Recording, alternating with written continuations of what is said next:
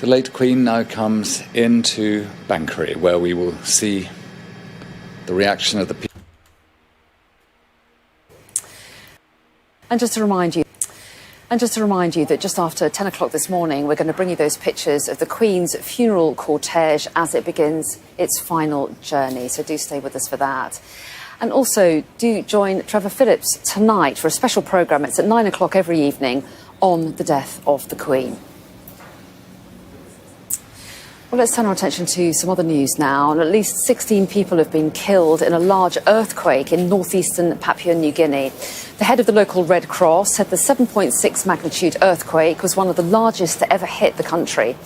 A tsunami warning was initially issued, but has since been withdrawn. The war in Ukraine has seen a major development, with Ukrainian forces making gains in the east of the country. President Volodymyr Zelensky has welcomed Russia's withdrawal from key areas after a Ukrainian counteroffensive. The movement of our soldiers in different directions of the front continues. To date, as part of active action since the beginning of September, about 2,000 kilometers of our territory have already been liberated.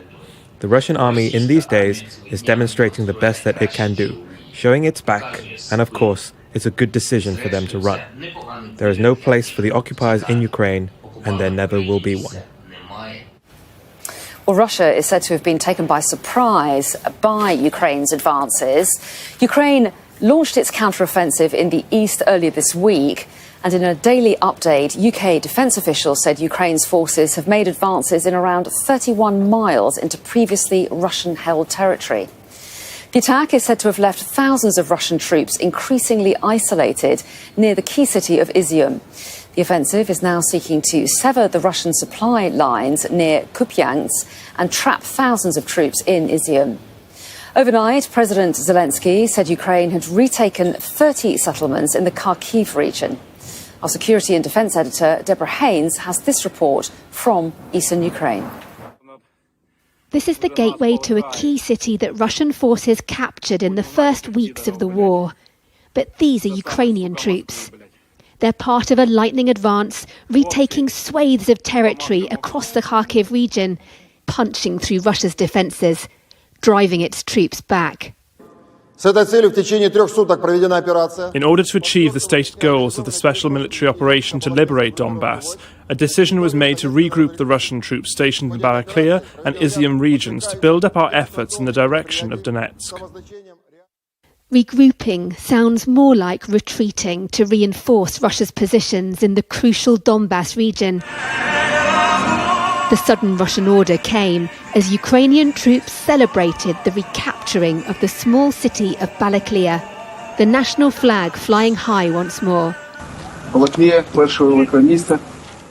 Today we are completing the liberation of Balaklia, the first major city in our offensive. I'm sure that it will not be our last. Russia's worst nightmare appears to be unfolding in eastern Ukraine. It could be their gravest setback since the failure to capture Kyiv back in March. These pictures were taken from the city of Kupiansk. Recapturing this place would deal a significant blow to Russia, as it's been an important supply route to support Russian forces in Donbass.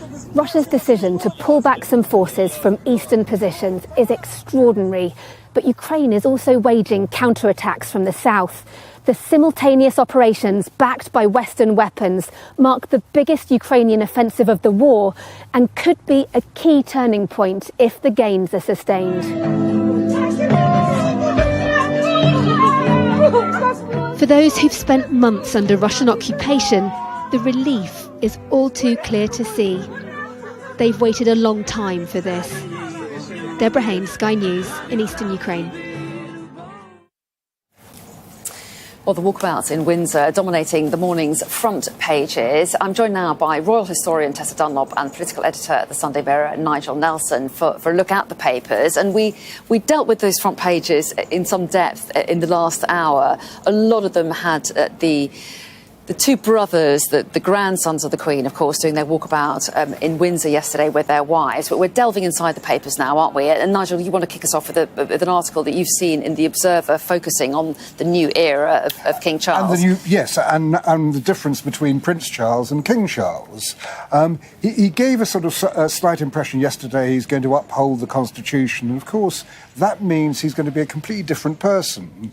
If you go back to his Prince of Wales days, he got involved in an awful lot of politics. He was very keen on climate change, dealing with pollution, getting up good opportunities for young people, and also having a go at architecture he didn't like. All that changes. Monstrous carbuncles. That's right, indeed. And so he used to send prime ministers what were called the black spider memos in his black spidery handwriting, complaining about this, complaining about that. Tony Blair used to get really fed up with it. But the whole thing is, all that changes. And the one thing that was interesting about his accession speech yesterday is him saying, yes, that will change, that now I am the king, I don't get involved in that, I'm above politics. I mean, we're very lucky to have a non-political head of state, not beholden to any political party, and just there to give advice to prime ministers, which of course always remains private. But the difference is, of course, we know, for example, he's obsessed with the climate. He was known as the sort of potty prince who talked to pot plants. So while he may no longer intone on that, you know, what the government then chooses to do about renewables or so forth, we actually have this inside track on what's going on in our king's head. I rather like that. Which we never did with the Queen, no, of course. We never had a hint, did we, really? And let's move on to focus on Prince William and the walkabout yesterday. This is a story inside the Mail. Yeah, he released a statement. So the headline on the Mail is, you know, a take from the new Prince of Wales statement, which was very moving and thought through. She was by my side at my happiest moments, and she was by my side during the saddest days of my life. I was listening yesterday, actually, to when he was at school in Windsor. He used to pop across, school at Eton. He used to pop across to see his grandmother at Windsor and pick up tips. And we know he very much models his style of sort of I don't know, not royal posturing, but the way William is modelled very much on his grandmother. And I was particularly taken with one line in that statement where he wrote, "I thank her for her kindness, and I thank her on behalf of my generation for providing an example of service and dignity in public life that was from a different age, but always relevant to us all." And I work a lot with war generation, those the same age as the Queen. In fact, I talked to Betty yesterday at 99. She said, "I do wish they'd stop calling her everyone's grandmother. She was younger than me." You know, and there's quite a few of those women who suddenly feel, gosh, our key contemporary, the only pin-up nonagenarian, has suddenly gone, and they feel a different sort of bereavement. But they do certainly have this dutiful stance, the best foot forward stance. In fact, Betty still wears those little court heels the Queen wears, determined, even if it makes her a bit unstable. And I noticed on the second last day of the Queen's life, when she met Liz Truss, she was still wearing little stacked shoes. But it is really interesting how people relate to the royal family, isn't it? I mean, we have these amazing, big formal occasions, but it is that sense of people thinking, my granny's like that, or my son's like that, or we had a bust up in our family like that. And I think that's how the royal family do make those personal connections in some ways. They're like a gigantic mirror. But what's interesting about the Queen is she's been alive so long that, you know, for those in the 50s, she was like the pin-up, sugar pink princess. Then you move into the 60s, she was everyone's mother. And now, of course, grandmother and great-grandmother. Just incidentally, they also pick up on him calling her granny, but with an IE. Apparently a more modern form of spelling granny. Is it really? I didn't know By that. all I'm clearly not accounts. very I modern. didn't know that. I didn't know that. Let's move into the Sunday Telegraph, shall we, Nigel? Because, of course, the state funeral, we now have the date of it. It is tomorrow week, Monday the 19th of September, isn't it? And we're getting a few more details, that's right. Yes, and a number of things have obviously had to be cancelled because of what's been because of the Queen's death. And the TUC, for instance, would have begun their conference today, but they can't do that. They've had to cancel their conference. The Liberal Democrats are cancelling theirs. They will lose an awful lot of money on the basis of that, and people won't be able to get their hotel bookings back and so on. Nigel, when are we going to start talking about the cost of this? Well, it'll be interesting to find out if they're talking Olympics, but in 10 days, there is going to be a With cost. a gigantic financial crisis that's the backdrop. That's right. But the good news is we get a bank holiday on the day of the Queen's state funeral. We didn't get that when George VI was there. And there's holding out the possibility we might get another bank holiday when King Charles when the coronation happens. So we've got 2 bank holidays to look forward to. I mean, certainly kids will love that.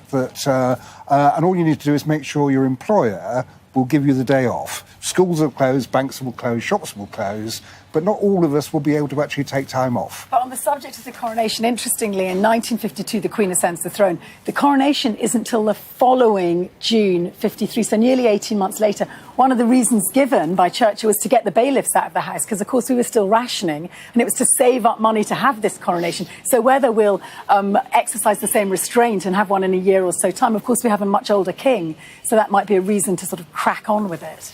And, of course, the paper was dominated by coverage of the Queen's death. And, in fact, I had a guest yesterday who said that in France they devoted pages and pages of coverage to the Queen's death. And yet, there and here, we've got a cost of living crisis, haven't we? Liz Truss features in the article that you've picked out here. Headline. Is this the Mail on Sunday? It's the Mail on Sunday again. Yeah. Liz Truss to join the King on tour of the 4 corners of the UK to lead a nation in mourning. Now, she doesn't have to do that. Protocol doesn't stipulate that a Prime Minister goes with her monarch to visit those 4 corners of Britain, the United Kingdom. I slightly feel a cynic in me is wondering if Liz Truss isn't piggybacking a little bit off King Charles's moment. I wonder what your thoughts are. Well, I also wonder what King Charles thinks about it. I mean, it's meant to be his tour. He's meant to be seeing all the devolved nations. How keen he will be with having Liz Truss as a backseat driver, I'm not quite so sure. In terms of the Prime Minister's involvement, she will join the King as he leads the nation. You know, it's all rather sort of, tiptoeing around this idea that Liz, very, very new, couldn't be more new in her premiership. And we know that actually these great royal moments, they are big national moments. Tony Blair, the death of Diana, really made a name for himself just 4 months into his own premiership with the People's Princess and slightly leading and helping, guiding the royal family. And likewise, Churchill, with the death of George VI, very famously made a valedictory speech that hit all the headlines. OK, and we've only got about a minute, so we can talk about the Queen's friendships or we can talk about corgis. I know there are 2 other stories. Which would you like to do? Would you like to do corgis or friendships? The Queen would say they're one and the same. There's no more loyal a friend. Nigel, go ahead with your friendship. Sorry, we'll come very back to quickly. corgis Yeah, later. very quickly. It's Sir Jackie Stewart, who's been a great friend of the Queen. Met her through the Princess Royal, who he became a friend of as well. Went on shooting parties with her, and he spoke on the telephone to her only 2 weeks ago and said she was in fine form. He'd seen her a few weeks before that. What is interesting is, like everybody else, he won't say what they talked about. So he talks about how wonderful she was and how nice she was, but won't reveal their private conversations. That's very good of him, but obviously for us we would be absolutely fascinated, wouldn't we? Anyway, we will no doubt cover the subject of corgi, so dear to the Queen's heart, in the later hours. But for the moment, thanks both very much indeed. Tessa and Nigel, we will see you later. Do stay with us. We've got live coverage from Buckingham Palace and from Balmoral later on this morning as the Queen's coffin will begin its journey to its final resting place. It's been described as King Charles as his mother's last great journey. We'll have plenty of coverage on that throughout the day and plenty of reaction to the crowds arriving here at Buckingham Palace too. Do stay with us. One voice and consent of tongue and heart, publish and proclaim that the Prince Charles Philip Arthur George become our only lawful and rightful liege lord, Charles III. 3 cheers for His Majesty the King. Hip hip! Hip hip! Hip hip! Long live the King!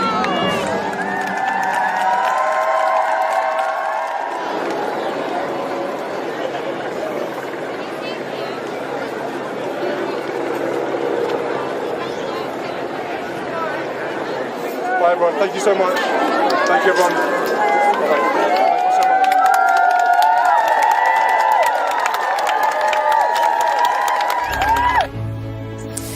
So, good morning from Buckingham Palace.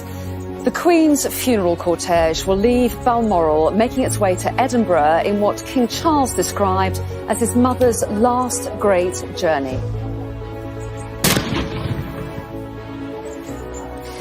No Republic referendum in my first term. In an international exclusive, Australia's Prime Minister tells Sky News there'll be no break with the monarchy in the near future.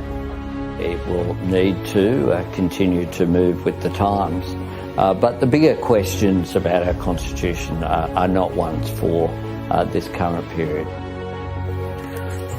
But the Prime Minister of Antigua and Barbuda says he will call for a referendum on a republic as the King prepares to meet the Commonwealth Secretary-General this morning.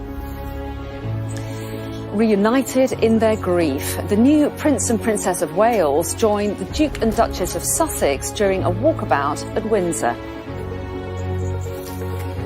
From portraits to pop, celebrating the Queen as a cultural icon. And we'll take a look at how this morning's papers are marking this moment in history. Hello and a very good morning from Buckingham Palace. The Queen's coffin will this morning begin the journey to its final resting place in what King Charles has described as his mother's last great journey. Thousands are expected to line the route as the Queen's funeral cortege moves along the first part of its route to Edinburgh. Well, the Queen's coffin, which is currently in the ballroom at Balmoral, will be carried by 6 gamekeepers from the estate and lifted into the hearse at 10 o'clock this morning. The funeral cortege will make its way to Aberdeen, passing through Ballater, Aboyne, Banchory and Peter Cooter, arriving in Aberdeen at around 11:20 this morning, and will move through the city's suburbs. The King George VI Bridge, which was opened by Her Majesty's mother in 1941, is also en route. Next, the cortege will head through the Angus countryside, past Brechin, arriving in Dundee at around 2 p.m, where it'll drive around the city on the Kingsway. It will then head towards Perth, across the Friarton Bridge, and cross over the Queensferry Crossing, heading towards Edinburgh. The cortege will pass by Edinburgh Castle and head down the Royal Mile to the Palace of Holyrood House, arriving at around 4 p.m. The coffin will rest in the throne room to allow staff at the palace to pay their respects. Well, meanwhile, new details have been released about the Queen's lying in state in London and her funeral at Westminster Abbey, which will take place on Monday, the 19th of September. That as the new Prince and Princess of Wales and the Duke and Duchess of Sussex were reunited in Windsor for a walkabout. Our royal correspondent Laura Bundock reports now on what will unfold in the coming days.